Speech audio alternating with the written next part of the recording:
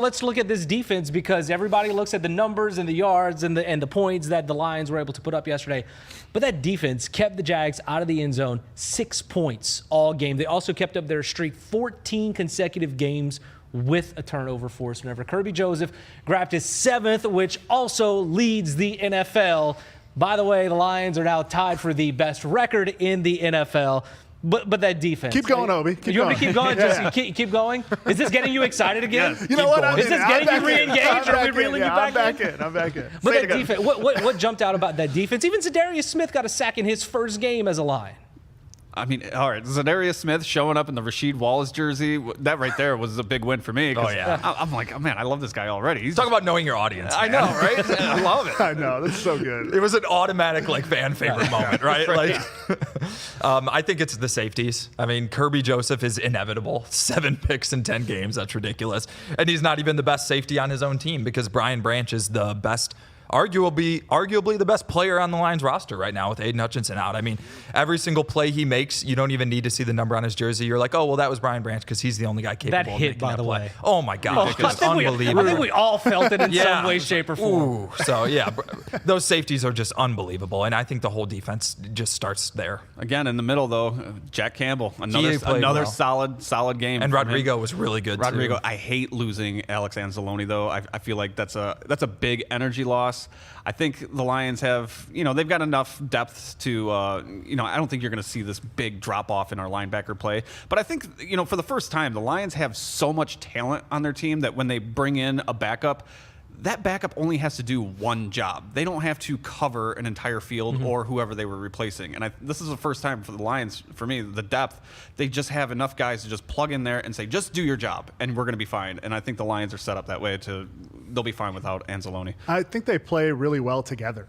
And that's, early on in the season, there was some moments where it was like, it felt like, some of the new guys were out on an island or they were just kind of still getting acclimated to each other. And now it feels like they are one cohesive unit. And so when that happens and you bring in a new guy, you're not reinventing the wheel. You're just plugging and playing. Yeah, like right away. And that fits right into the system. Neiman, that first play he was in, he was Ben right Neiman in the has spot. been good. He Ben lit that Neiman guy has up. been Yeah. solid. Yeah. He So has. has Malcolm Rodriguez. I mean, all these guys that they've been moving in and out, they play their role and they do their job. Trevor Nowaski, he's been really good. Those guys are good. Yeah, shout out Aaron Glenn. He's been the best coordinator in the entire NFL so far this season. I mean, it's tough when Ben Johnson is playing with all these great, he's got so many weapons that he looks so good and it's so flashy. But honestly, Aaron Glenn, I think, deserves even more credit. I mean, this guy finds a way to get the job done no matter who he is missing. And I know both of them were kind of floated out there as head coaching candidates last year, got interviews. I think right now it is close to being, as it ever was, that these two guys will be a head coach. They would have to NFL. make the decision not to leave. Like that. Right. Yeah, at that point. that's it. You'd I mean, have but what Aaron Glenn has done this year, I think his name is rising up among head We win the Super coaching Bowl, they're gone. boards right now. They're gone. Oh, absolutely. Yeah. Absolutely. Speaking of that, did you see the new favorites for the Super Bowl after Week 11? Is it the Bengals? It is not. It is not. Stop, by the way. Stop, by the way. Don't do that to Joe Burrow. All right. Don't do that to Joe Burrow. I'm sorry, but Joe Burrow stinks. All right, I'm just gonna say it. There's my hot take of the day. I watched him yesterday. The guy who leads the NFL in passing yards and passing touchdowns Give me Jared and is Goff carrying over the Burrow offense. all And if day. it wasn't for his defense giving up touchdown after He touchdown after stinks. touchdown. I just don't like his pocket awareness. Was awful yesterday. And He has no pocket. I'm not with Ben on this the one. no offensive line pocket. definitely He's not doesn't. He aware has of no it. pocket. He has no offensive line. Maybe that's the No, problem. maybe that's maybe it, That's and maybe the that, problem. yeah. But I've been a fan of Joe Burrow's ever since he led the second best college season of the playoff era at LSU. He was awesome in LSU. He was awesome. Hope he just catches strays.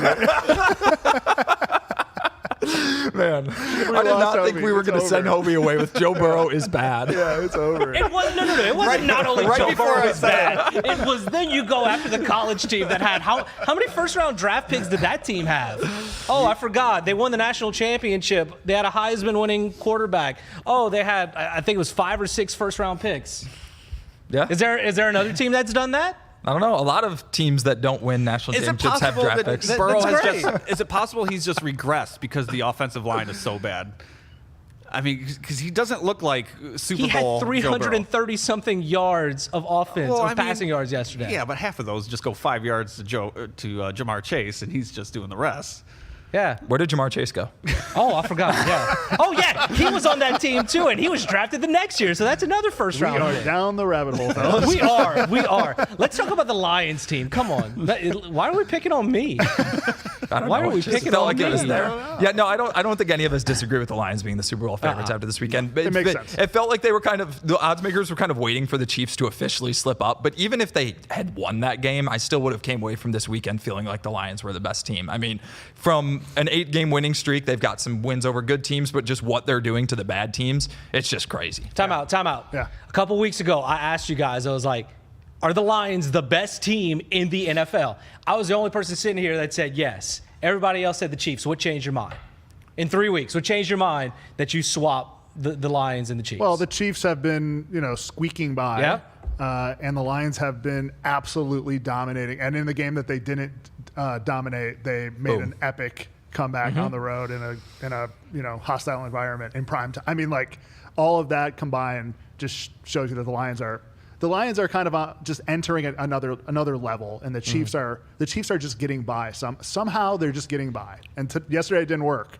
They finally got caught yesterday. But the championship pedigree finally let them down. totally. I must have been gone that week because there's no way I would have said the Lions You might are not have been here. not the best You team. might not have been. The Lions could be 0-11. Like Lions. When they were 0-11, I was still saying they were the best team. They're They still just had to get it not together. 32nd. I promise you. They're still not 32nd. Yeah, for me, it was the sheer dominance that changed my mind. We've seen 2 blowouts since we had that discussion over the Titans and now over the Jags, and just the way the Lions looked.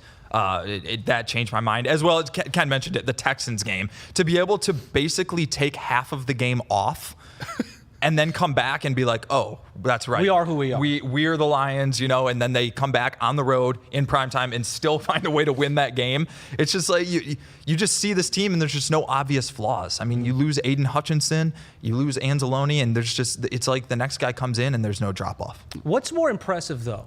Blowing a team out or doing what they did in Houston? Or doing what they did against the Vikings, for that matter, where they still had to come back and win that game? To me, what's more impressive is blowing out the bad teams. But what gives me more hope for the playoffs is being able to not play your best game and still win. But the blowouts to me are what really show this team's ceiling, because those are still professional teams. This isn't Alabama versus Mercer. This is 2 professional you are getting football paid teams to play the game. Exactly. If you want to stop it, stop it. And the difference between the best team in the NFL and the worst team in the NFL is nowhere near the gap from those college teams. So to be able to just continually crush these terrible teams like the Cowboys and the Titans and the Jags, that's more impressive. Because how many times have we seen the trap game? Every Get year. this team, Yeah. and it's like they don't even fall for that trap this time. They're just plowing right through these trap games, and it doesn't even affect them. And that's nice security. Trap games aren't real anymore, man. I swear. But it goes back. We've had this conversation a few times this year. There is still the Lions fan base mentality is still worried about little things like this once in a while. I see other teams get caught with the trap games. Well, I know, but Yeah. they're just like they're past that at this point. Right. They're better than the trap game. They just are. Like, I even had friends yesterday that were like, I don't know, I think Jags are going to keep it close. Like, no, they're not. Not with Mac Jones. But I mean, like, there still is that feeling that, like, oh, I don't know, maybe something bad is going to happen. It's even if it's a 1%, thing, like in the back of your head, it's still there. And I think we should feel safe. We should feel confident that sort of thing is not going to happen. I expect a blowout in Indianapolis. I'm shocked by that. Speaking of, we will preview that game coming up on DSP. By the way, have you had the shirts printed yet? Winning is boring. That might be it.